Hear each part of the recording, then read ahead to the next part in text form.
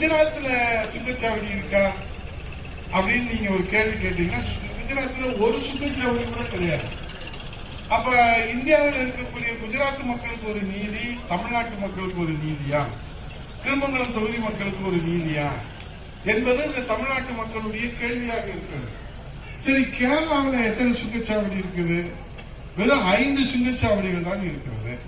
சரி, மகாராஷ்டிராவில் எத்தனை சுங்கச்சாவடி இருக்கிறது? 44 சுங்கச்சாவடிகள் தான் இருக்கிறது.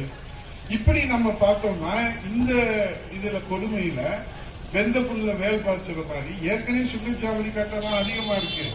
இதுல தற்போது 5 முதல் 17% வரை சுங்கச்சாவடி கட்டணத்தை வேற உயர்த்தி இருக்கிறாங்க.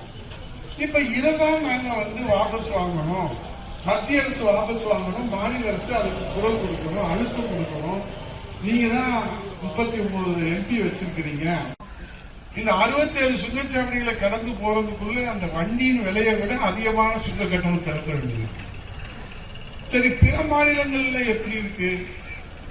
இந்த 67 சுங்கச்சாவடியோடு சேர்த்து புதிதாக 3 சுங்கச்சாவடியை உருவாக்க போறோம் அப்படின்னு மத்திய அரசு ஒரு அறிவிப்பு கொடுக்கிறாங்க. பாதகம் செய்பவரை கண்டால் நாம் பயங்கொள்ளலாகாது பாப்பா, மோதி மிதித்து விடு பாப்பா, அவர் முகத்தில் உமிழ்ந்து விடு பாப்பா.